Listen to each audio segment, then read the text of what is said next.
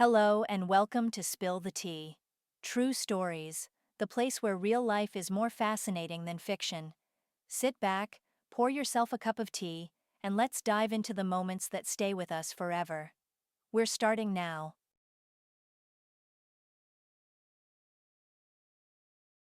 From early childhood, Julia learned that girls fall into two types, either beauties or brains.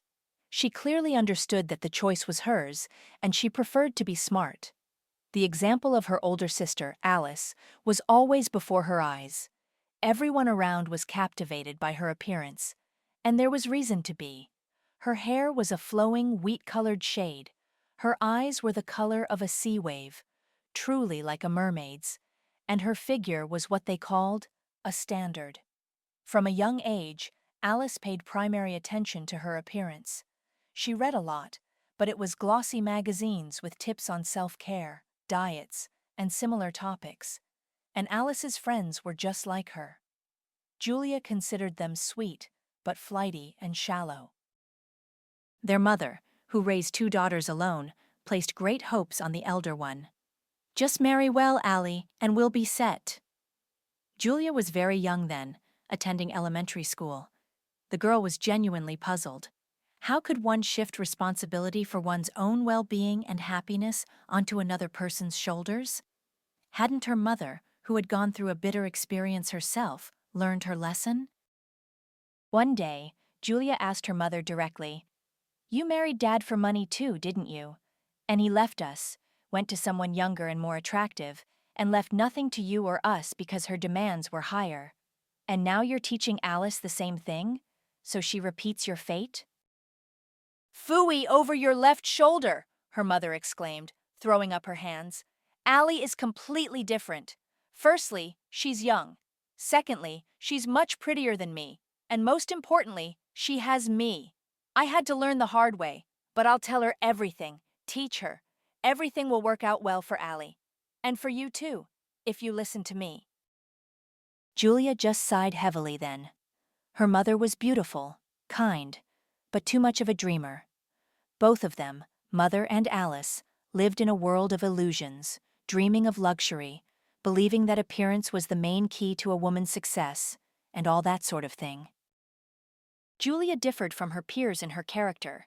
She was convinced, to achieve something in life, you had to work hard, and the options her mother and sister saw, wealthy patrons, seemed shaky, unreliable, and illusory to her. Alice jokingly called her younger sister a nerd. Her mother constantly tried to change Julia, to impose her views on her. The most surprising thing was that her parents sincerely believed she wanted the best for her daughter. "I'm worried about your future. How can you not understand? You turned out to be such a beauty. You got the best from me and your father. You'll finish school, and we'll find you a worthy suitor, a wealthy one. Just don't be so gloomy. Men like cheerful and friendly girls." "No, thank you. After school I'm going to study economics," Julia replied. "Do you know what the competition is like there?" Alice always chimed in. "You either have to be a genius or have connections." "Yes," her mother sighed. "We can't afford paid tuition, and you can't get into the state-funded program." But Julia, trying not to give in to her sister's and mother's persuasion, pursued her goal. Day and night she pored over textbooks, looked for extra lessons online, mostly free, as her mother, who worked as a cashier at the local supermarket, didn't have money for her daughter's education, and her father was barely involved in their lives. He had a new family. No, he transferred some symbolic alimony, but that was the extent of it. No communication, no support in difficult times. From childhood, Julia knew, don't rely on him. The girl secretly dreamed of talking to her other parent at least once. She thought that maybe her character came from him, as she wasn't at all like her mother or Alice. But he didn't seek meetings with his daughters. And Julia? She didn't want to impose herself, and it was scary to face indifference or worse, dislike from a relative. Her father was an entrepreneur. He owned a chain of stores and seemed to earn well. He had prudently registered his property in his new wife's name so that his former family wouldn't claim anything. It seemed petty and ugly. Julia should have resented her father just like her mother, just like Alice. But Julia had a different dream: to get an economics degree, start her own business, and one day meet her father on a work matter, a joint project, a profitable contract, something like that. Let him see what his daughter achieved on her own, without his help, and then perhaps they could talk as equals. And Julia achieved her goal. She got into the state-funded program at the very economics faculty she aspired to. How she rejoiced when she saw her name on the lists. She shouted with delight in front of the monitor, jumping up and down. "Are you crazy?" Alice peeked into the room with little Leo in her arms. She had recently become a mother, giving birth to a son by a wealthy man. He regularly paid alimony for the child, but had no desire to communicate with his mother, or even with Leo himself. Needless to say, the alimony was symbolic, a standard scheme, gray income, most of it hidden. Alice had, after all, repeated her mother's fate in an even sadder version, but she wasn't giving up and continued to dream of a prince who would sooner or later solve all her financial problems. Her mother supported her elder daughter in everything, adored her grandson. That was natural. Julia also enjoyed spending time with the baby when she had the chance. But the girl saw, you can make as many plans as you want, but if they are based on hoping for someone else, it's unreliable and often leads to disappointment. It was time to choose a different path. But no, Alice still spent her time on dating sites, looking for bigger prey. "I got in," Julia explained her boisterous behavior to her sister. "Wow, cool. Does that mean you're moving out? Going to the city to study?" Julia and her family actually lived in a city too, but a very small one, far from the regional center. Gray 3-story buildings, whole blocks of old wooden barracks, a huge private sector. Not a village by document, of course, but essentially. That's why Orakovsk, the regional capital where Julia's university was located, everyone just called the city. Her mother was also happy to hear about her younger daughter's admission. It turned out she hadn't even hoped for such a thing.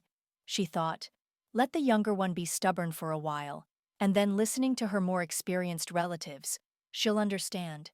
You need to find a rich and reliable man, and here's how it turned out. "You got in. Clever girl, daughter." Her mother hugged the younger one. "I'll help you as much as I can. I won't be able to send big money, I'm sorry, but I'll find a little for housing, for living. And you need to dress nicely in the big city. And there are more chances to meet a decent person." "Mom, not again." Julia smiled. She was touched that her mother supported her and even offered help. Julia knew this money didn't come easy for her mother, but she was willing to help her student daughter, and that was priceless. Julia's new life began. She was allocated a place in a student dormitory, not a private room, though.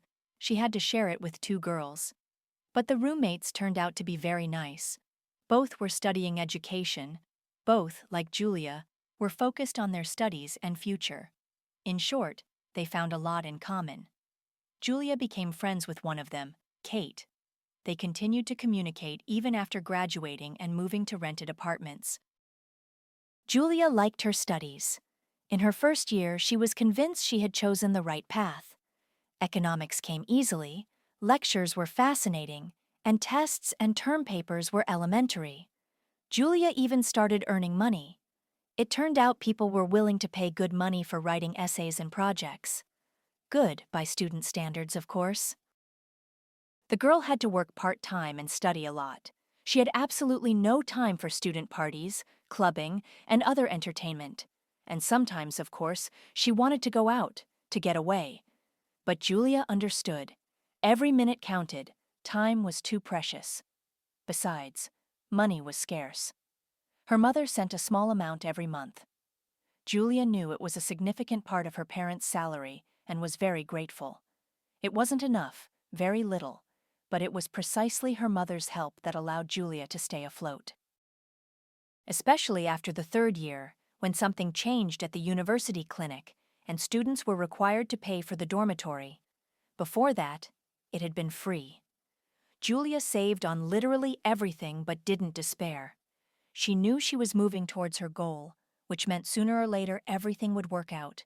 Everything would be just as she imagined it. But around New Year, an event happened that forced Julia to reconsider her plans and turned her whole life upside down. It happened during a hectic time when students try to finish all their credits so they can start the winter session calmly after the holidays. Julia was just preparing for an economics history credit when her sister called. Alice's photo appeared on the screen. In it, her sister was smiling broadly and looked simply radiant. Julia immediately understood. Something was wrong. Alice wouldn't just call at 1 in the morning. Julia was awake, preparing for exams. Her sister should have been in her 7th dream by then. "Trouble with Mom!" Alice's voice, ringing with hysteria, came through the receiver. "Come here!" What happened? Julia felt her limbs grow cold, and her stomach felt incredibly empty. Anxiety squeezed her heart with an icy, rough hand. The bus. What? When? She's alive. It was impossible to get clear answers from Alice. She was already sobbing and whimpering, dropping only fragments of phrases. Mostly, it was lamentations about how scared and bad she felt. The trouble, it seemed, had happened in the evening, but Alice was only told just now, and she immediately called her sister. Of course, there was no talk of credits or exams anymore. In the morning, Julia took the first available bus home. At the bus station at such an early hour, she was almost the only passenger. Julia found her sister in a terrible state, disheveled, with a face swollen from tears. In her arms, she held her youngest daughter, tiny Mia. Alice was already a mother of 3 children, first her son Leo, then 2 girls born a year apart, Christine and Mia. None of the fathers participated in their upbringing. Princes, sons of rich parents, refused to raise their offspring and bought them off with meager alimony. They were just having fun with Alice, with no serious intentions. What about me? What about them? My children? If something happens to her, how will I manage alone with them? Alice looked at Julia with bewildered eyes, as if expecting a solution. But Julia...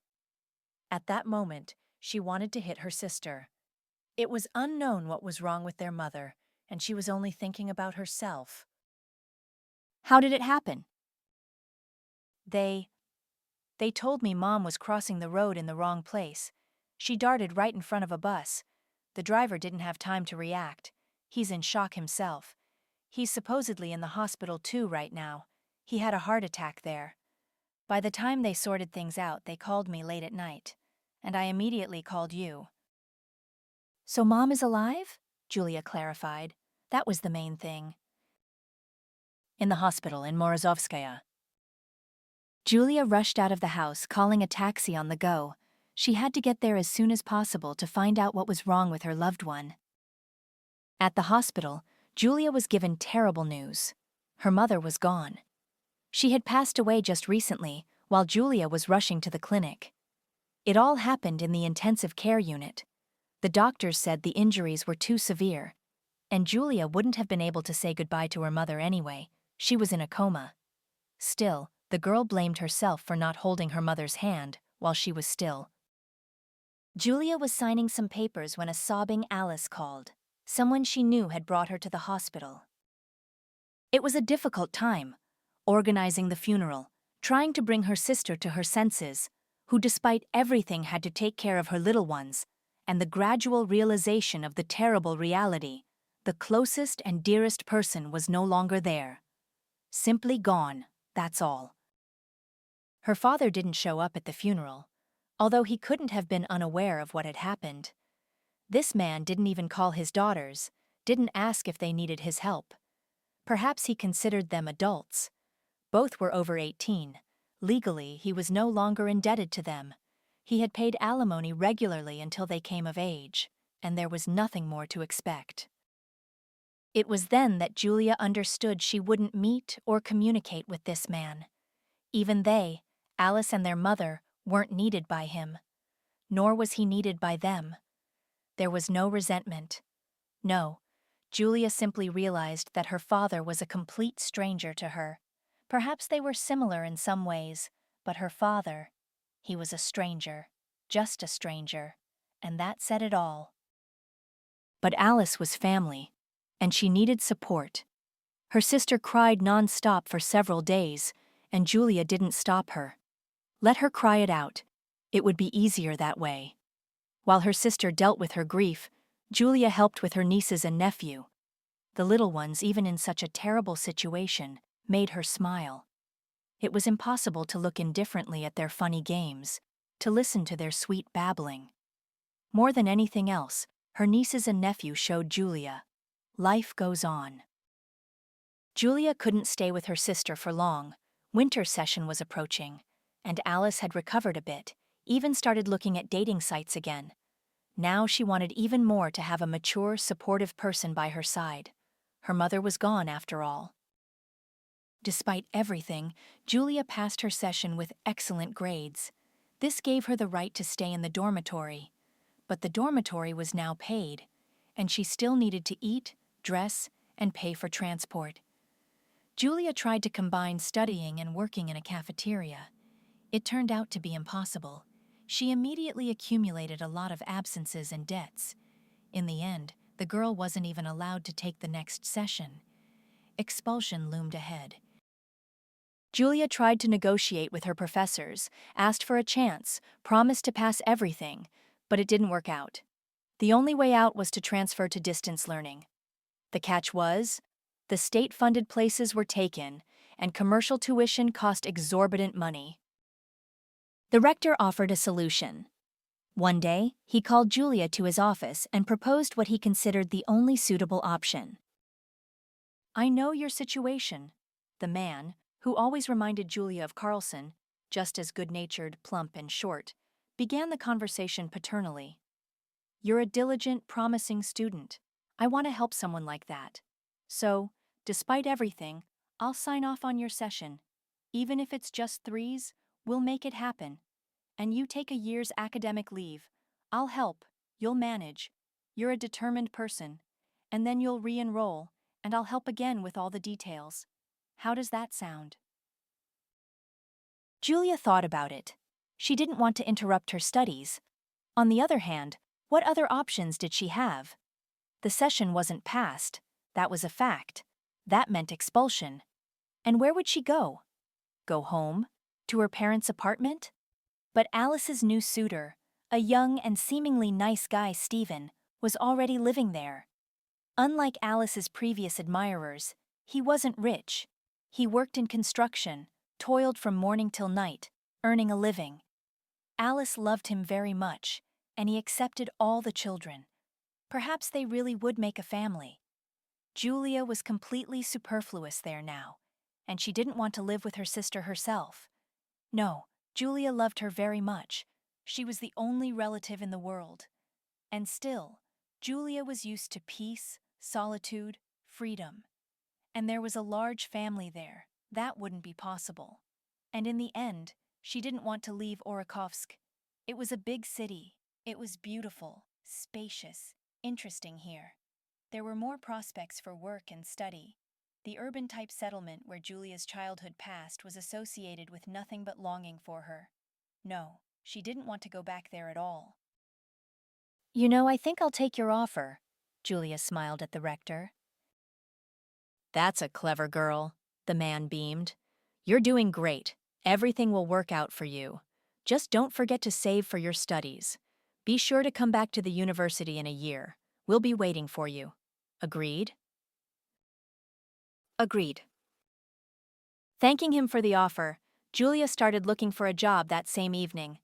Money was needed urgently, just to survive, to buy food, to pay for a roof over her head. The most effective motivation.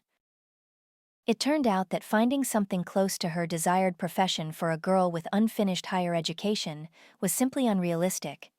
Julia was rejected everywhere. Employers didn't even consider candidates without a diploma. The girl understood that she could have shown herself well in an interview, but it didn't even get that far. After a couple of days of fruitless searching, Julia realized it was time to say goodbye to her dream of working as an economist. Or rather, to postpone it until better times. And for now, she needed to find anything at all. When her expectations lowered somewhat, things went better. Many vacancies were found: waitress, cleaner, salesperson. True, the salaries offered were meager. No, it would be enough to live on, especially if she economized. But Julia needed to save up for her studies in a year, and with such salaries that was impossible. And yet, Julia desperately needed a job, urgently. She chose a waitress position at a bar in the city center. There were enough reasons for this. Firstly, there was extra pay for night shifts. Secondly, tips were a great help, sometimes quite generous. And thirdly, shift work made it possible to write term papers and tests for others. An extra penny in the piggy bank, and her brain wouldn't be idle. Pure advantages. Julia even liked working at the bar. The team was friendly and cohesive, the management was loyal, and the clientele was decent. It was a rock bar whose owners valued their reputation. They kept an eye on the atmosphere. Undesirable elements were escorted out by security and not allowed back. And also, musicians gathered here every evening, local bands and performers, visiting guests. In short, live music. And it was wonderful. Julia enjoyed listening to the performances, singing along. This was encouraged at the bar, going to work like a holiday. At the bar, Julia finally understood the meaning of that common phrase. Of course, you couldn't save much from a waitress's salary. Julia was simultaneously looking for another job, a higher-paying one. But the girl knew, even when she had to quit, she would come here as a guest, just to be in this wonderfully warm atmosphere. The rock bar and new friends helped Julia get through her grief. Of course, the longing for her mother hadn't disappeared, but the girl was finally able to return to life and believe that there was still much good ahead. It was at the rock bar that Julia met Simon. One day, the host introduced a new rock band that had appeared just a couple of months ago.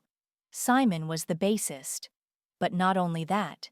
It was his idea to create the band. He wrote the songs and music. Modest, always staying in the background, but constantly observing everything: the behavior of the band members, the audience's reaction. Simon was the soul of the team, although on stage, the vocalist drew most of the attention. This was noticeable at first glance. For some reason, Julia immediately singled him out and felt an inexplicable attraction. She didn't recognize herself. Julia perfectly understood that she wasn't in a position to fall in love and start romances right now. She was focused on her career, on her studies, on re-enrolling in the university. She couldn't be scattered, couldn't be distracted. And yet, Simon didn't joke or flirt with the waitresses. He was focused on his work. Perhaps this is what captivated the girl. Simon was very much like herself. Simon started appearing at the bar often, sometimes with the band to perform, sometimes just with friends to relax. Of course, they soon met. But he still kept a certain distance, didn't show open affection. Although sometimes Julia caught his gaze on her. True, Simon immediately looked away. Julia wanted him to pay attention to her, to compliment her, to show signs of attention, as visitors often did. And then Julia would let him know that she was interested in him. One day, a girl was in Simon's company. No, female representatives had come with him before, friends, girls from the band. But this one, there was clearly something between her and Simon. They didn't kiss or hug, nothing like that. But sometimes they exchanged tender glances and smiled very warmly at each other. And one day she laid her head right on his shoulder, and Simon, usually reserved and even stern, stroked her hair with a natural, very gentle gesture, as if she were a kitten. A very unpleasant feeling stirred in Julia's chest. Of course, she immediately recognized it. It was jealousy. With surprising meticulousness, Julia began to search for flaws in her rival. Too thin, even skinny. It wasn't pretty. A long nose. Her hair was somehow too sparse. In short, how could this lady compare to her, to Julia? It seemed that for the first time in her life, Julia felt smug about her appearance. Nature had endowed her, like Alice, with beauty. Julia had heard compliments about her figure many times. Tall, slender, long-legged. Her friends unanimously advised her to try modeling. Only that work was not at all to Julia's liking. She didn't know how to showcase herself. She even considered it humiliating. Despite such impressive looks, Julia's rival turned out to be such a blue-stocking. In short, there was nothing outstanding about Simon's companion, nothing to catch the eye. Nevertheless, he clearly felt very tender feelings for her. This girl's presence made him happy. Julia watched Simon carefully and could say, this was certain. He loved his companion. It was painful. Thanks to the girl who clung to Simon like that, Julia decided. She decided on something she had previously considered unacceptable for herself. Her shift was ending, but as usual, she stayed late to help her waitress friend serve the tables. Saturday evening. Julia waited for the right moment. Before that, she had a drink for courage, to feel more confident and relaxed. Simon stood up and headed for the exit. Someone had called him. The music was blaring in the bar. It was impossible to talk on the phone in such an environment. Everyone went out. Some to the street, to the bar's porch, some to the smoking area. Simon chose the street. Julia followed him like a shadow. Now or never. The unpleasant girl who had been sitting next to Simon all evening remained at the table. She was chatting cheerfully with his friends. It was clear they had known each other for a long time. It was probably a long and serious relationship. And yet Julia would try. Otherwise, she would regret not even trying. Simon went out onto the porch. He paced the small area in front of the bar with long strides and patiently explained something to someone. Julia watched him through the large window on the door. Simon wasn't smiling, wasn't joking. It was clear the conversation was serious or unpleasant. It didn't matter. Julia would approach him anyway. As soon as Simon hung up and was about to return to the bar, Julia stepped out to meet him. Fortunately, they were completely alone on the porch at that moment. "Hi," Julia smiled at him. "Hi." Simon looked at the girl with interest. "Didn't we already say hello?" "Yes, we did," Julia nodded. I need to talk to you." Simon immediately stopped somehow, prepared for a conversation, showing with his whole demeanor that he was ready to listen. He could have brushed her off or shown irritation. But Simon looked at her with his dark, intelligent eyes and waited. I like you. And I have for a long time," Julia decided to get straight to the point. I don't know how to explain it. I'm drawn to you like a magnet. I've never felt this way before. I don't know what to do with all this." Julia lowered her eyes. Well, she had said it. What now? Simon was probably choosing his words to politely reject her. Most likely, that was it. Julia suddenly felt unbearably ashamed. Why had she approached him? How could she look him in the eye after all this? "Julia."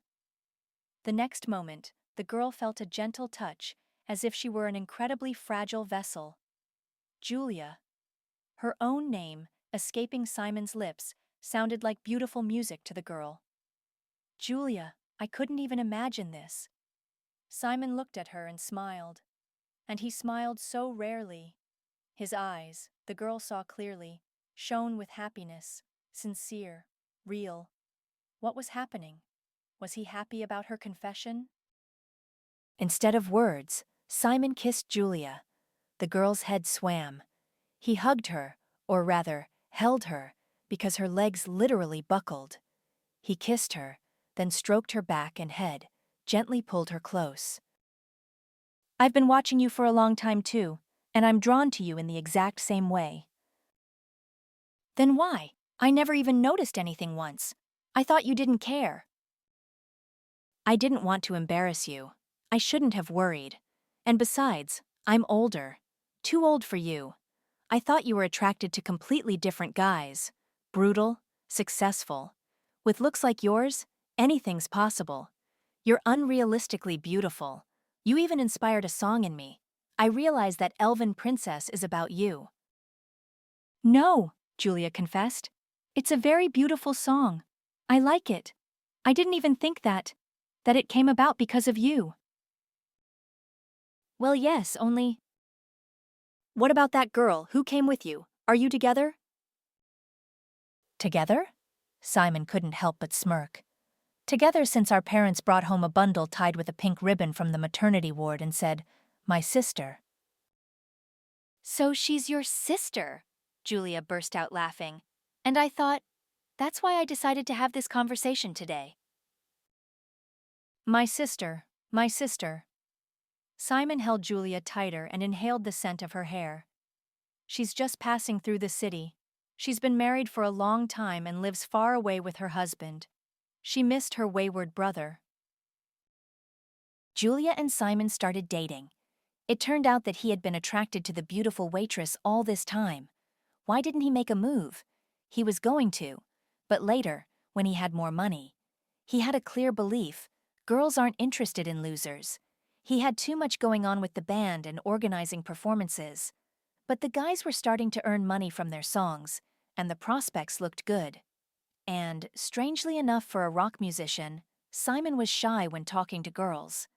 No, he had many female friends he could chat and laugh with. But Julia, she evoked completely special feelings in him, and this made Simon, who was used to performing in front of hundreds of people, feel timid. But Julia took the first step, dispelling all his doubts. And now they were together. Simon himself suggested moving in. They decided to choose Julia's apartment. Convenient location, reasonable cost, cozy room. So it happened that Simon moved in with her. But on the other hand, he immediately took over the rent and the minor repairs the place needed. It also turned out that Simon was an excellent cook. A creative person, as expected, he created real masterpieces, both in the recording studio and in the kitchen. He was tender, sensitive, attentive, completely immersed in his creativity, but at the same time, he didn't forget about the person he loved. They talked a lot, often went for walks. Sometimes they discussed the next song that was spinning in Simon's head and ready to be born. Sometimes Julia would suggest the right phrase to her loved one, and he would eagerly seize upon the idea. And then the girl felt proud of herself. Wow, she participated in creating a hit. Julia completely dissolved into her feelings and new sensations. Before meeting Simon, she didn't even know what love for a man was. She hadn't had time for it. First, diligent study, then attempts to survive. It turned out to be pleasant, to have someone by your side who hugs you, asks about your mood and well-being, looks at you with admiring eyes, like a princess, and to melt from the touch of warm, strong hands, knowing at the same time that he, this tall man with black eyes, was ready to do anything for you. Alice didn't approve of her sister's choice. As always, she approached everything with her own measure. He's poor. He doesn't even have his own apartment.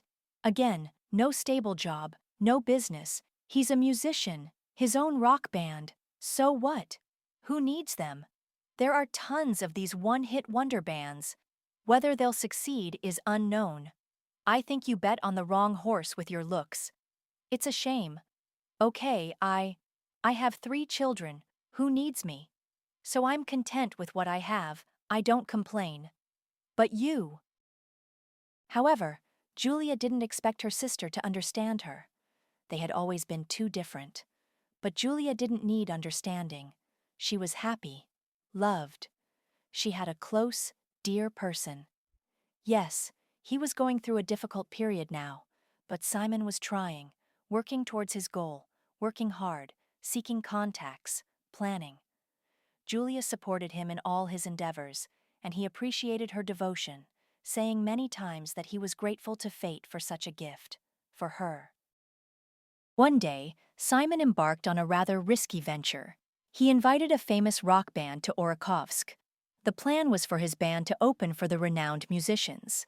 This was supposed to increase Simon's band's popularity, and organizing such concerts was a way to earn good money. Only something went wrong. Fewer spectators came to the concert than planned. There was a big rock festival in the neighboring region. Simon hadn't taken this into account, or rather he found out too late when everything was already set in motion. In short, Simon ended up with a large deficit. The payment of the fee, the rent for the hall and equipment, tickets for the band, advertising. All this was only half recouped. The concert itself went great, but Simon had huge debts that needed to be paid off urgently. But with what? It was hard for Julia to watch her loved one during this period. He looked lost, anxious. She wanted to help in any way she could. But how? Where would the money come from? Simon took out a loan, but it was a drop in the ocean. His friends helped him, the situation improved, but the debt remained significant. And then Julia offered her help. She had savings, money set aside for her studies. Not much, of course, but still something. In addition, the girl did something she had long opposed. She sold the gold jewelry her mother had given her for her 18th birthday. These funds were quite enough to cover the debt. Where did you get this? Simon was surprised when Julia handed him several stacks of crisp bills. Well, someone unexpectedly paid me back a debt. Plus, the insurance finally paid out for Mom's case, the girl lied. She knew, if she told him the truth, he would never take the money. But this way, it seemed like it wasn't her last resort. Thank you, Simon hugged Julia tightly. I'll pay it all back, you'll see. We'll be famous soon, and I'll pay everything back. Simon paid off the debt and continued to develop the band. Julia slowly paid off the loan. Saving for studies was impossible now. And overall, her salary became much smaller. The bar was going through hard times. At least Simon bought groceries and paid the rent, taking on the main part of the expenses. Simon's income came from a few corporate events and occasional gigs. Unstable earnings, but still a trickle that didn't dry up. Sometimes scarce, sometimes abundant. Julia didn't worry. She basked in Simon's attention, his love and care, and generously gave him tenderness, love, and support. Julia tried not to think too much about the future. Well, she wouldn't re-enroll in the university this year. She'd do it next year. It was nothing terrible. There was time. The main thing was that he, Simon, was by her side. Julia hadn't known before that she was capable of such feelings. And then Simon disappeared. No, he didn't run away. Nothing terrible happened to him. It started as a business trip. Simon grabbed Julia by the shoulders and shook her slightly. His eyes were shining like spotlights. Can you imagine? I've been invited to the US to write music for a band. They found me online, they liked it, and now they're inviting me. Julia couldn't believe her ears. She knew the band Simon was talking about. They were very popular musicians who toured the world. And they noticed Simon, offering collaboration. Incredible. I'll have to leave for a while, Simon continued. Do you understand what that means? Julia nodded. She understood. Money, fame, dizzying opportunities for Simon's growth, useful connections. He would get what he hadn't dared to dream of. They would have to part for an indefinite period. After all, Simon had said clearly, I'll have to leave. I, not we. Packing began. Simon had many things to settle. First, find a temporary replacement in the band. Second, get a passport and visa. Third, pack his things. In all this hustle, he seemed to have completely forgotten about Julia. He was too absorbed in the upcoming changes, the opening prospects. The girl looked at him and understood. He would forget about her. He would forget there, in another country, deafened by new impressions, inspired by work and success. Perhaps he would even find someone there. He hugged her so tenderly in the evenings, so sincerely assured her that he would miss her. Time will fly by quickly. And besides, there's video calls. We'll stay in touch constantly. At least I'll finally earn a decent living and pay you back the debt. I know how much you need that money. Maybe we'll even buy an apartment. My band will get big. I'll gain invaluable experience there, understand how things work. Everything will be fine. Simon sincerely believed this. Julia saw he wasn't lying. But something told the girl everything would change as soon as her loved one was abroad. Simon himself just didn't realize it yet. And that's how it turned out.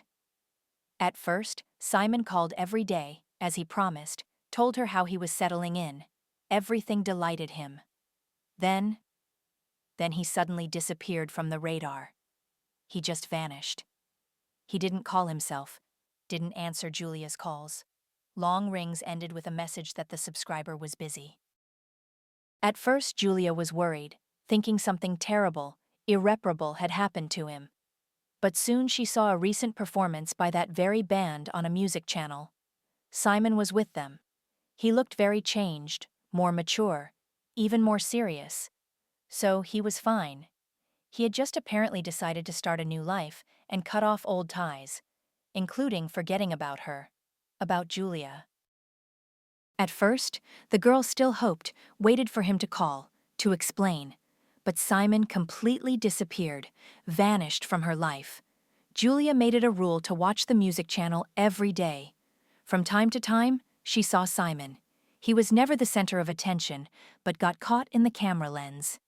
And quite often, a girl was next to him. The same one.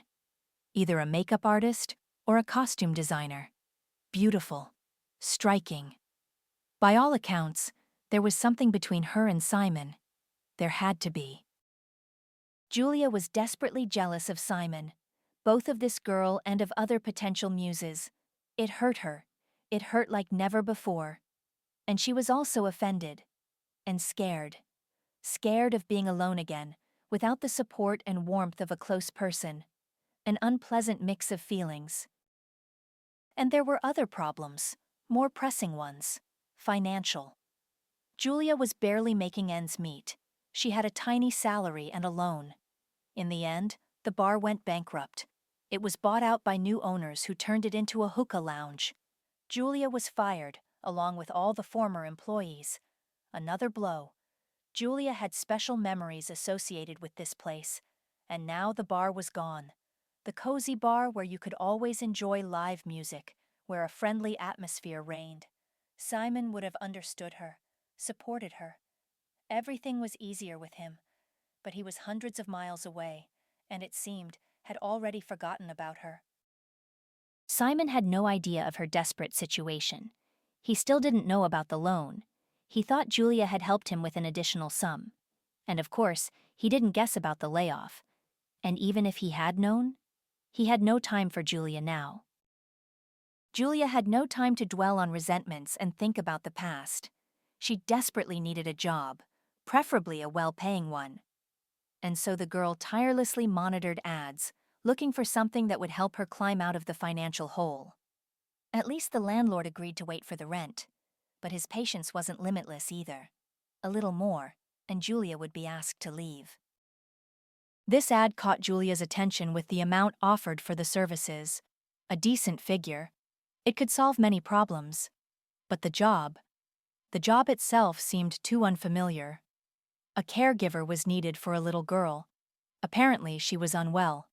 The diagnosis wasn't disclosed, but it was made clear. The child needed round-the-clock supervision and care, including taking medication on schedule and accompanying her to procedures. Julia thought about it. She had experience caring for young children. She even enjoyed playing with her nieces and nephew. She knew how to get along with little children, how to feed them, change them, keep them entertained. But here it was about a sick child. Apparently, a seriously ill one. Could she do it? At least it was worth trying. Julia called the number provided. A pleasant male voice answered. This man asked a few questions: age, occupation, education, experience with young children, and she was invited for an interview. Julia was nervous the day before. She wanted this job. It was necessary like air. It was a chance to get out of the financial hole, to stay afloat. Where else could she find such a salary? So the girl was worried, anxious. What if they didn't hire her? What then? Start looking for a waitress job for pennies again. A taxi brought Julia to a suburban cottage village, an elite area, tall, beautiful houses behind fences. At the gate, she was met by a woman, a housekeeper, as Julia later learned, but in fact, the person who did everything: cleaning, cooking, laundry. Because her employer, Victor, was always too busy. Businessmen have little free time. Victor met the applicant in the living room. He was a man in his 40s with intelligent, piercing blue eyes, perfectly styled hair with a slight graying, an athletic build. Yes, this man clearly took care of himself. Julia was shy at first. How to start a conversation with someone like that? Next to him, she suddenly felt insignificant. "Good morning," Victor smiled warmly, and Julia's embarrassment vanished instantly. The smile was open and kind. Victor immediately seemed like someone familiar. "Hello," Julia smiled back. "I'm here about the advertisement." "That's very good. I'll tell you right away. I need a caregiver for my daughter, Sophie. She's in a very serious condition right now, so it's not something everyone can handle. Her health is monitored by doctors. They are here every day. I could hire a nurse, but how can I put it? There's already a lot of pain in her life, a lot of people in white coats. I would like someone else to be by her side. Well, a young girl like you. Cheerful, knows many songs and stories, knows how to cheer up a child, inspire, come up with interesting activities, to brighten her leisure time." "And what's wrong with your little girl?" Julia couldn't help but ask. "Who knows?" Victor lowered his eyes. His gaze became heavy and tense. "Sophie has been examined everywhere, and no one can understand anything. Her body, it's as if it's destroying itself. There are no signs of autoimmune aggression. Tests are constantly being done. They would have noticed. But she's fading, and nothing helps. Poor little one. The doctors say they're doing everything they can. Do you understand? It's just that they're not omnipotent, unfortunately. In short, Sophie needs more than just a nanny. For that, we have Vera, our beloved helper. She'll feed her, give her medicine. And we don't just need a sitter either. Sophie is supervised by nurses. They perform all the procedures. Sophie needs more of a friend, perhaps. Someone capable of giving her positive emotions. Doctors say this is very important in her condition. And looking at you, I think you're just that kind of person. Young, beautiful, cheerful, and you have a kind look. You can empathize. That's good." Julia nodded. She already wanted to see Sophie as soon as possible. If the little one needed positive emotions, she would provide them. Julia would definitely cheer up the girl who had been struck by such a serious illness, brighten her gray days, find a way to make her life more pleasant. "If you're ready to start working right now," Victor continued, "let's begin. A trial period, say, 3 days, and then Sophie will decide. Of course, you'll get paid for your time regardless. Well, do you agree?" "Yes," Julia nodded. "Excellent," Victor beamed. "Then Vera will introduce you to Sophie, and I must go. I have things to do." When the door closed behind Victor, Vera, a middle-aged woman with an incredibly soft gaze, turned to Julia. "Have you spent time with little ones before? Do you know what young children are like?" "I have nieces and a nephew," Julia nodded. "That's good," Vera shook her head. "But our Sophie, she's an unusual child. You've probably already realized that. Sophie barely gets out of bed. She tires quickly. It's hard to interest her in anything. But you have to. Sophie needs to be distracted from the pain, from the suffering. And she also needs to go for walks. At least an hour a day. That's what the doctor said." I understand. Well, let's go meet her now. Julia followed Vera upstairs to the second floor. She entered the nursery. It was a spacious princess room. A huge window let in a lot of light. Shelves with expensive toys and books lined the walls. In the center of the room was a mini playground. A slide, swings, even a trampoline. A little further was a ball pit, and closer to the door stood a bed. What a bed it was! Large, round, with a pink canopy. Julia looked around with curiosity. She had never seen rooms like this. Was all this really for one child? Amidst this splendor, Julia didn't immediately notice the little hostess. The girl lay in bed surrounded by large stuffed animals. There was Batten the cat, a fluffy white bear, a bright green crocodile with flowers, and a thin, pale 7-year-old girl, quite transparent and almost blending in with the white bedding due to her unhealthy skin color. Huge blue eyes, like her father's, looked at the newcomers with curiosity. Sophie propped herself up on her elbows, although it cost her effort, and addressed Vera. "Who is this with you? A new physical therapist?" The complex word slipped easily and habitually from the little one's lips, and it felt unnatural.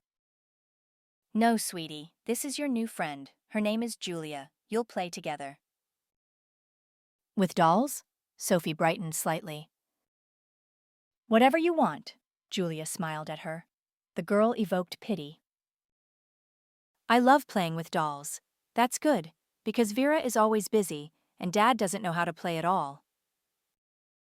"Adults have a lot to do," Julia shrugged. "That's why they're sometimes boring," Sophie suggested and smiled conspiratorially. "Boring," Julia agreed. Sophie giggled softly. "Well, I see you'll be fine," Vera sighed. "You entertain yourselves here, and I'll go make lunch. And Sophie, you remember the nurse is coming today, right?" "I remember," the girl frowned. "Another drip?" "Well, what can you do, dear?" Vera kissed the girl on the top of her head and left. Julia was left alone with Sophie. "So, shall we play?" the girl asked her charge with a smile. "My eyes are just wandering. Better read to me," the girl asked. The short conversation had drained her last bit of strength. Sophie sank onto the pillows, pulled the blanket over her thin body, although the room was warm. "Okay," Julia agreed. The child's weakness surprised and horrified her. 7-year-olds. They were Energizer bunnies, like Leo, her older nephew. He was Sophie's age, but you couldn't get him to sit still for 5 minutes. He was always climbing somewhere, inventing something. If the boy were in this room, he'd immediately start jumping on the trampoline or sliding down the slide. Alice called him a perpetual motion machine, and Mia and Christine weren't far behind, although they were younger. But Sophie lay there, poor thing, flat. "What should I read to you?" "About princesses. There's a book on the windowsill. Vera started reading to me, but she's busy. Okay, you continue." It was a heavy, beautiful book with bright pictures. But the story itself, it seemed foolish, boring, predictable, and formulaic to Julia. She hadn't liked such fairy tales as a child. How about we make up a story about these princesses ourselves?" As Julia expected, a flicker of interest appeared in Sophie's tired eyes. "How?" she asked. "Very simple. I start, you continue." The activity captivated Sophie. She inventively made up adventures for the princess. Sometimes she raced in a car, sometimes the heroine was kidnapped by a dragon and then rescued by a prince. Her imagination flowed freely. It seemed she had been lacking such interaction for a long time. Then Vera came in. Seeing that Julia and Sophie were getting along, she was happy. The woman brought lunch, cream soup, stewed vegetables. Sophie grimaced. "I don't want it," she said. "I don't want to eat at all, and certainly not all this." Vera looked at Julia. The woman clearly expected help. "Let me feed you," Julia said to Sophie. "Each spoonful is another adventure for the princess. I'll make them up as we go. Can you imagine how much I'll have to tell you? What do you think will finish first, your food or my imagination? The trick worked. The food finished faster than Julia's imagination, but Sophie demanded more stories. Vera threw up her hands in surprise, smiled, and left. The nurse came in. Sophie immediately became gloomy. She was almost asleep. Lunch and the story had tired her, but it was time for procedures. A drip? The girl asked the nurse hopelessly. The nurse nodded sympathetically. I'll be quick. Don't be scared, it won't hurt. You can sleep afterward, and we'll have some tea. Vera pulled Julia by the sleeve. You're not needed here right now. The housekeeper led Julia to the spacious kitchen. Steaming cups of coffee and a fragrant pie, just out of the oven, awaited on the table. I see you and Sophie got along, the woman smiled, looking warmly at Julia. That's good. Sophie sent the previous nanny away, but she took to you right away. I already called Victor and told him everything. He's very pleased. He ordered me to take care of you. I'm happy too, Julia smiled. I just feel so sorry for Sophie.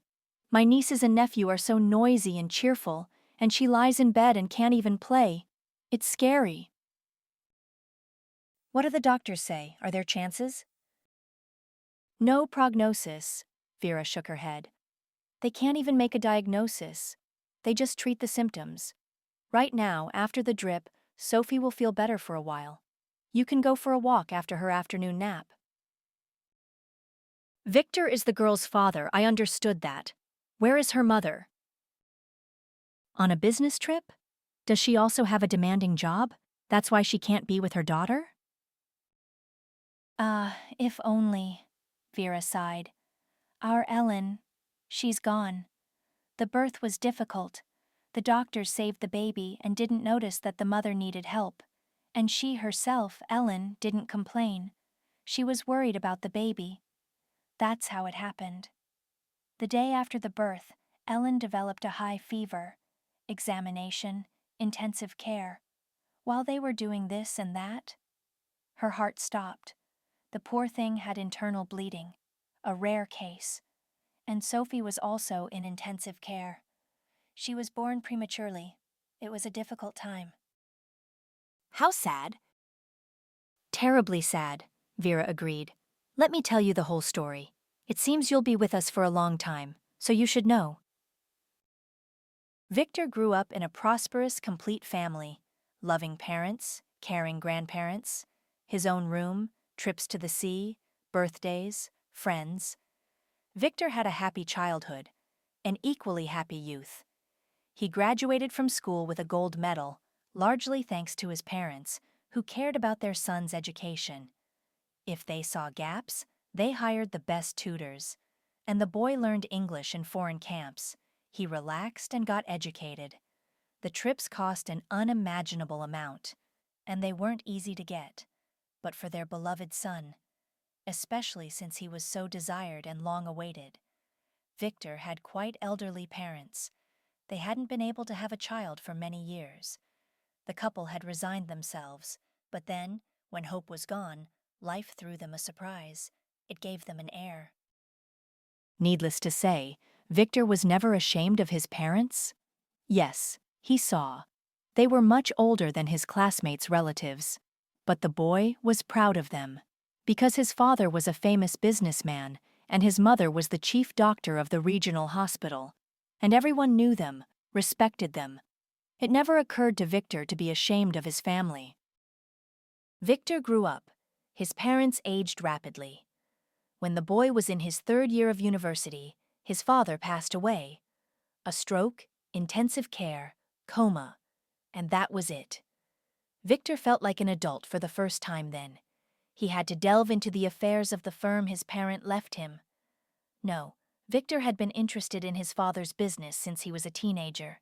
He knew a lot, even had the right to sign documents. And yet, for the first time, he entrusted most of the processes to the manager, a colleague, a longtime friend of his father, because Victor needed to study and support his mother, who had declined greatly after her husband's death. 3 years passed. Victor had just received his diploma, just taken over the company, just started gaining strength. And then another blow.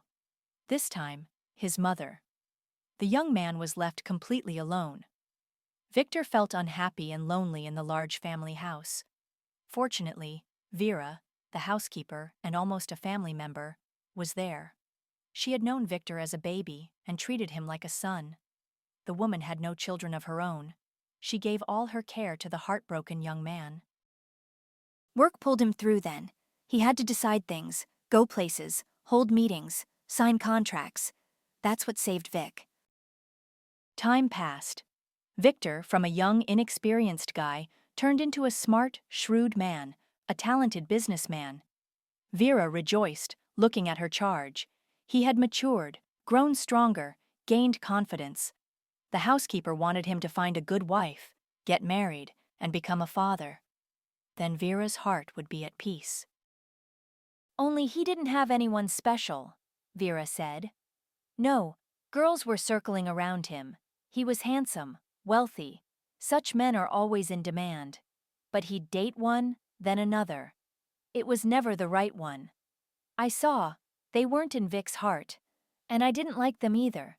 It always seemed like they only wanted money, flirts. And then Ellen appeared. Victor met Ellen literally on the street.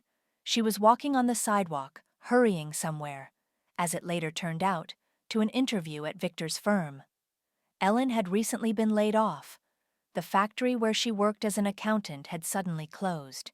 She was looking for a new job, and Victor had gone out for a walk to get some air. He had a goal, to buy donuts at the bakery. And then fate brought the young people together head-on, literally. Ellen darted out from around a corner too quickly and ran into an unsuspecting Victor. Then everything was like a romantic music video. Ellen's bag slipped off her shoulder, its contents scattered across the asphalt. Victor and Ellen rushed to pick them up. The girl stammered apologies. Victor assured her everything was fine and admired her beautiful gray eyes. It was love at first sight. When they finished with the bag, they looked up and smiled at each other. Victor, as the man, made the first move. He learned the beautiful stranger's name and then introduced himself.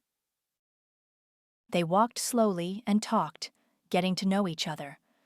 When Victor learned that Ellen was hurrying to his office, he beamed. He understood that this beautiful girl was his destiny. And it wasn't by chance that they met like this, not in the office.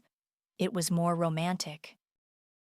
In short, Vera had never seen Victor so happy. Ellen turned out to be smart, understanding, kind. She quickly found common ground with Vera, which was important. A sweet, sweet girl. And why did she have such a fate? Vera shook her head sorrowfully. A couple of years after meeting, Victor and Ellen got married. They were a wonderful couple, harmonious, happy. Love, mutual understanding, and respect reigned. Vera's heart rejoiced when she saw them together, her beloved Vic and his wonderful wife. They both decided not to rush with children. Vera continued her story. It was their mutual decision. As if they sensed something. They traveled, worked, met friends, and I, the fool, kept giving old-fashioned advice not to delay. I wanted a child too. Victor and Ellen lived for themselves for a long time, 5 years after the wedding. They were happy together. No, they wanted children, but later. For now, everything suited them. And then the news of Ellen's pregnancy. It was unplanned, but everyone in the household was happy. Well, then it's time, Victor concluded, deciding that they had waited long enough. Thank God, Vera exclaimed, throwing up her hands. I think it will be a boy. You've become too beautiful, Ellen. Girls take away their mother's beauty during pregnancy. But the housekeeper was wrong. The ultrasound confirmed that Ellen was expecting a girl, healthy and strong. They showed me her photo. They take photos of babies. The moment I looked, she was the spitting image of Ellen. That's how our Sophie was born, looking like her mother. Sophie. Ellen chose the name. Victor and Vera didn't object. They both liked it. The pregnancy was difficult. First, morning sickness, then other problems, high blood pressure, swelling. The baby developed well, but the mother, she suffered, faded before their eyes, refused food, lay in bed a lot. The usually energetic Ellen didn't have the strength to go downstairs. Vera carried food right to the bedroom. The woman felt sorry for Ellen, helped her, and assured her that everything would pass after the birth of their daughter. Children don't come easy for women, Vera sighed. Pregnancy completely exhausted Ellen. Look, remember your sister? Her children came relatively easily. In short, Ellen's labor began much earlier than expected. There was a threat throughout the pregnancy, so fortunately, the expectant mother was in the hospital under observation. They tried to stop the process, but it didn't work. Sophie was born. She didn't cry. They didn't place her on her mother's chest, didn't even show her. When it comes to newborns who need to stay in the womb for another 3 months, everything is different. Sophie was immediately sent to intensive care. The fight for her life began. And Ellen? Ellen was fine at first. Well, she was tired after giving birth, worried about her daughter. Understandable. Doctors examined the woman who had given birth, found no abnormalities, and sent her to her room. It was only later that serious symptoms appeared, but it was too late. Victor and I were so worried about the girl. Vera was almost crying. It was clear that even now, 7 years later, it was hard for her to remember. We thought the little one wouldn't survive. She was born too early, too weak. Then, when the hospital called Victor in the morning and told him his wife had died from internal bleeding, he didn't believe it at first. It seemed they were talking about Sophie. His mind refused to accept it. But no. Sophie pulled through. She turned out to be strong, and Ellen, she was gone, and with her, she was gone for him. I thought he would.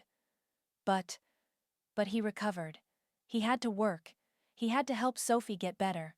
Truth be told, at first he treated his daughter badly. He blamed her for what happened to Ellen. He understood it wasn't right, but he couldn't help himself. He was angry. They discharged Sophie, hired a nanny, but she couldn't care for such a baby.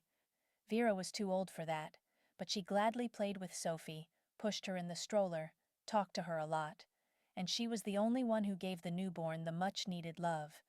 Her father was incapable of that during that period. She's like a granddaughter to me, the housekeeper smiled. I accepted her right away, and Victor. It took him a long time to warm up. No, he bought everything necessary, sometimes went for a walk if I made him.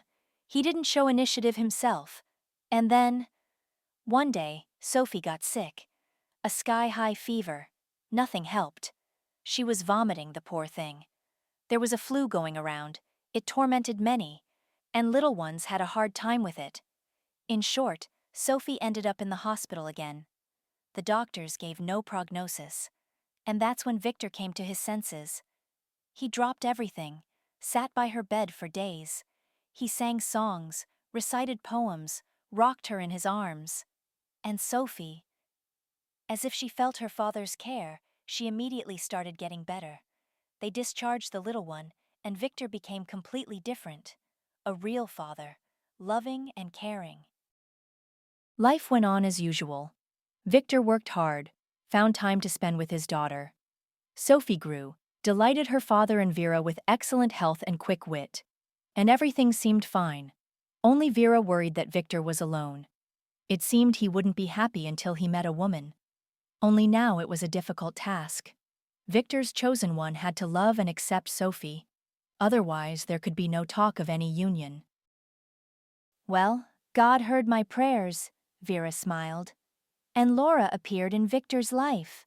A beauty, you couldn't take your eyes off her. And smart, too. She had a child of her own, a daughter, a little younger than Sophie. They made an excellent family.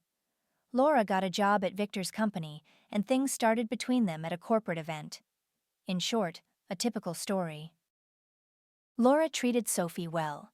She often took her and her younger daughter somewhere. To the amusement park, to the cinema. Sophie loved both Laura and her stepsister Aline. She was truly happy. Victor and Laura got married and started living together. And then Sophie started showing symptoms. First dizziness, then nausea, weakness, lack of appetite. Examinations at the best clinics, trips abroad, consultations with renowned professors, all without result. Doctors couldn't make a diagnosis. The girl was fading before their eyes. For the first year, she was okay. She could stand on her feet. Vera was almost crying again. Her heart ached for the girl. But after New Year, she was completely bedridden.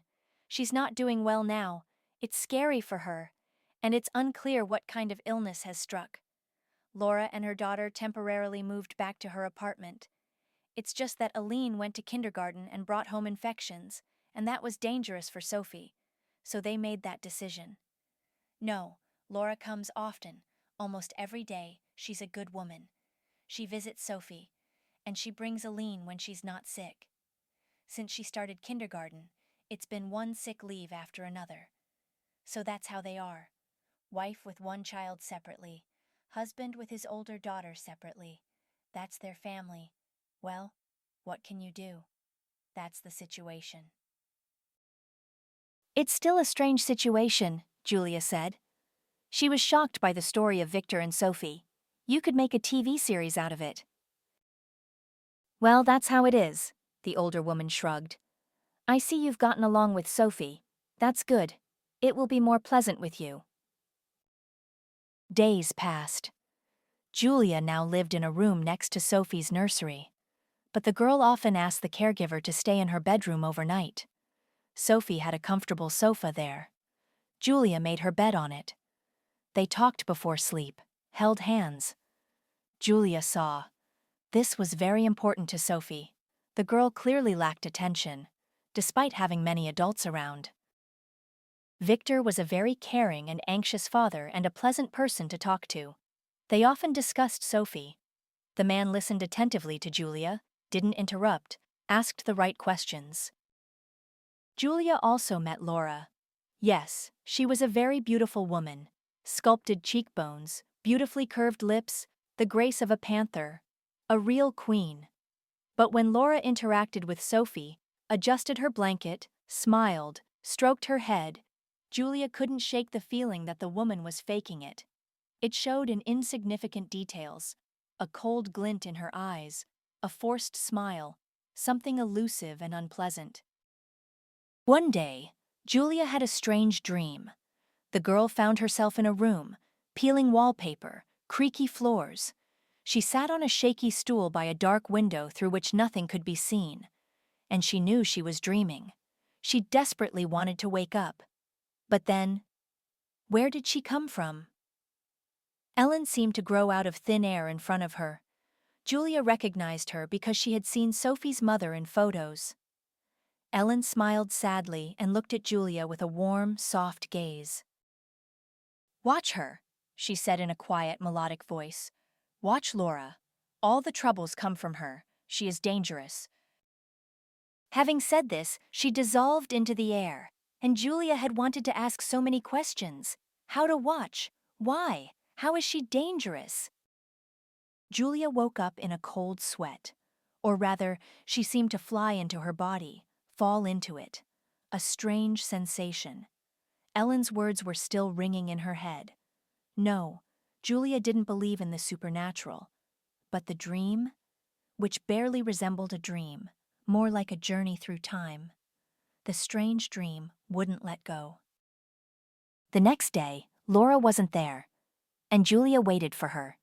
She knew for sure this woman was involved in something bad. Laura was somehow harming this family and didn't love Sophie. She didn't sympathize with the girl, only pretended to. And how did the others not notice this? Not even the experienced Vera. Laura appeared the next day. As always, beautiful, brightly made up, languid. The first thing she did was go up to Sophie to say hello. Then she went down to the kitchen. "Sophie wants something to drink," Laura said, looking at Vera. "Let me make her some cocoa." "I'll do it," the housekeeper bustled about. No, I can manage. I want to do it for her. You're so caring. Julia was silent. She watched Laura as Ellen had asked in that dream. For some reason, it felt like this was the important moment, as if Ellen was nearby and prompting her to be vigilant. Vera was busy with dough. Julia pretended to look out the window, but she watched Laura, and there it was. The woman deftly pulled a small vial from her sleeve, dropped a few drops into the milk, and immediately hid it back. Just a couple of seconds, a few skillful movements. But Julia saw everything. The drink for the princess is ready, Laura smiled. Julie, could you please get her favorite cup? Julia obeyed. She took Sophie's cup with cartoon characters, and she knew. Sophie must not drink this. She must not. She had to act. Julia pretended to slip. She bumped into Laura, who dropped the cup. The glass fell and shattered. The cocoa spilled onto the floor. I'm sorry, I'm so clumsy. Julia bustled about, grabbed a cloth, started wiping up the puddle, collecting the shards. It's okay, I'll make another one.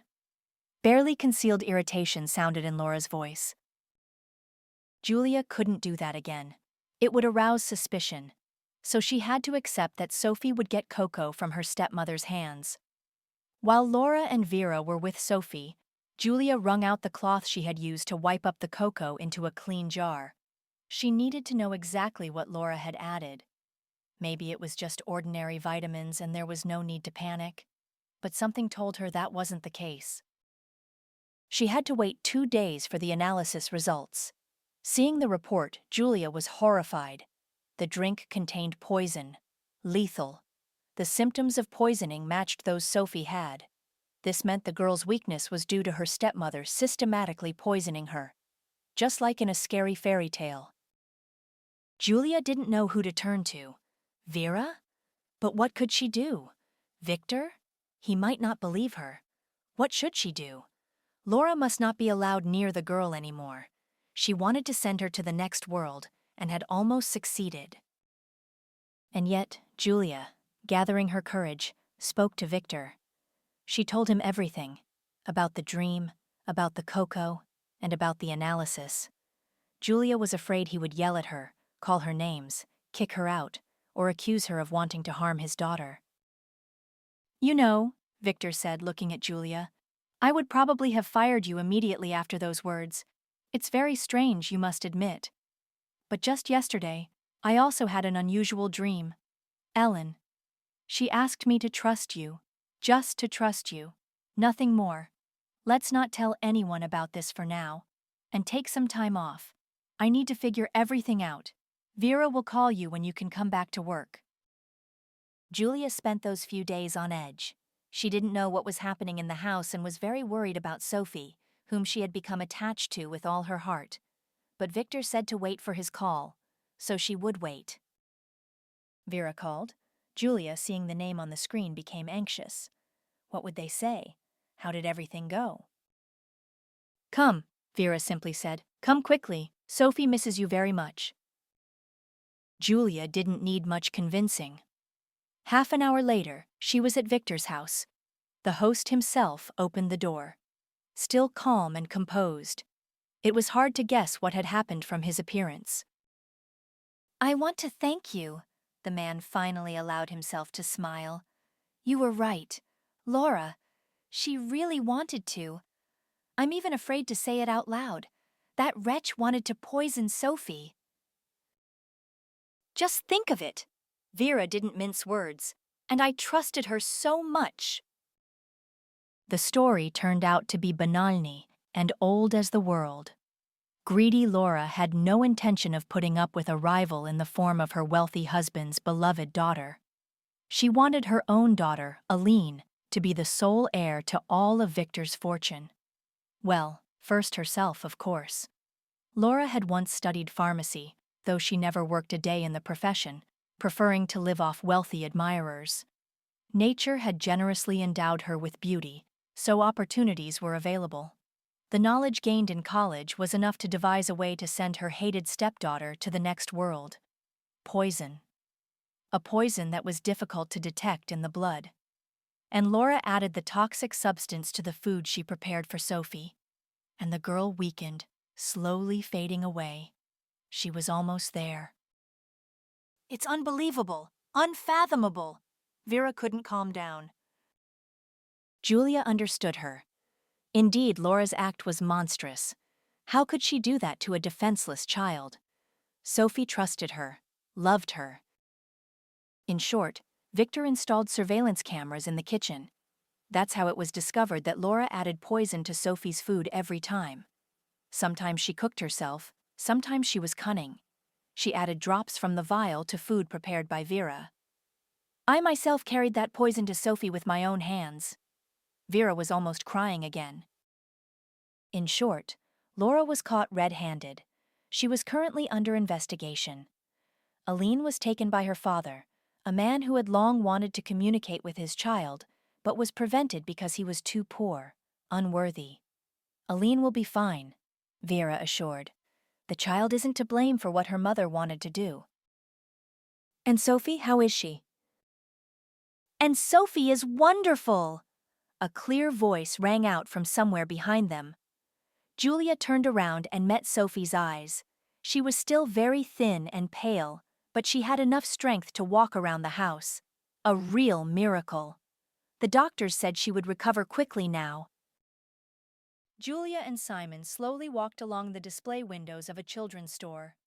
It was the girls' section, so it felt to both of them as if they were in a kingdom of pink and purple. Dolls, makeup kits, stuffed animals, their eyes wandered. When I was in the US, a guy bought his nephew a voice-controlled robot. That's something. Maybe Sophie would like it? She's a girl, Julia reminded him. She definitely wants a doll, a cartoon character. We need to try to find one. Maybe she won't want toys for her next birthday. Children grow up so fast. Amazing. We'll see for ourselves soon. Simon placed his hand on Julia's rounded belly. The baby responded immediately, with a weak but noticeable kick. And she still needed a job. And Julia had grown attached to everyone. To the girl, Vera, even Victor. She didn't want to leave. The adults had initially decided not to tell Sophie the truth. It was too terrible a story. But the bright girl managed to put two and two together. She overheard something, figured something out. This story didn't have a devastating effect, as the adults feared. Sophie took it calmly. It's just like in fairy tales, the girl shrugged. The little one was returning to life. In September, she started school with her peers. And Julia? Julia was finally able to re-enroll in the university. She chose distance learning because she needed not only to study, but also to work. True, her work now resembled living with a family. With dear people, sweet Sophie, kind Vera, eternally busy, but polite Victor. Julia felt cozy, warm, and comfortable with these people. They accepted her, were very grateful for saving Sophie. It was scary to think what could have happened if not for that strange dream. They discussed this unusual event. First with Victor, then with Vera. Vera was sure. Ellen had broken through time to save her daughter. Victor just shook his head, not expressing an opinion. And Julia? She didn't know what to think.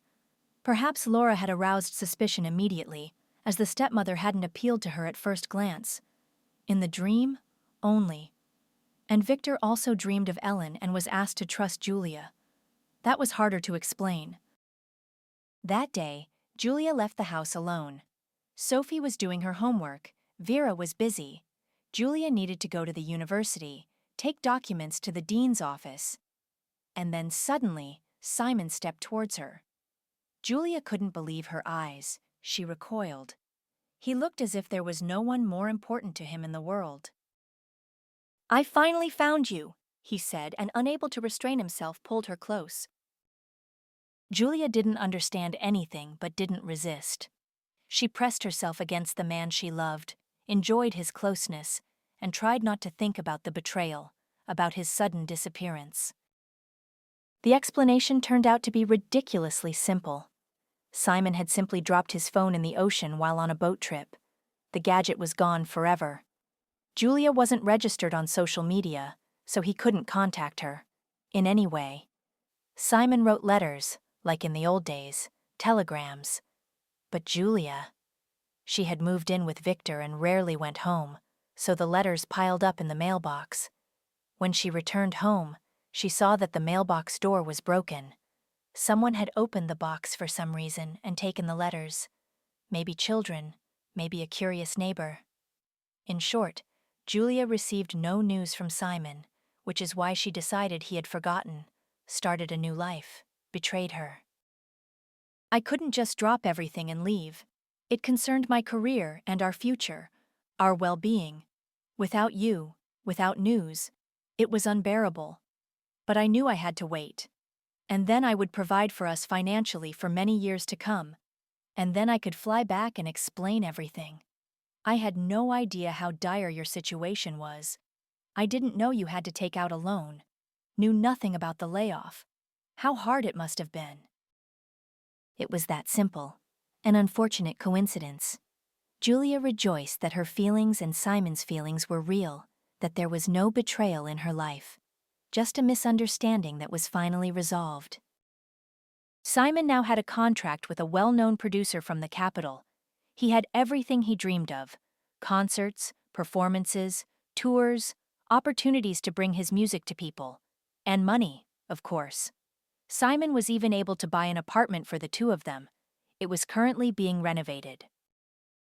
Julia and Simon got married. They were already expecting a child. Julia felt happy and loved.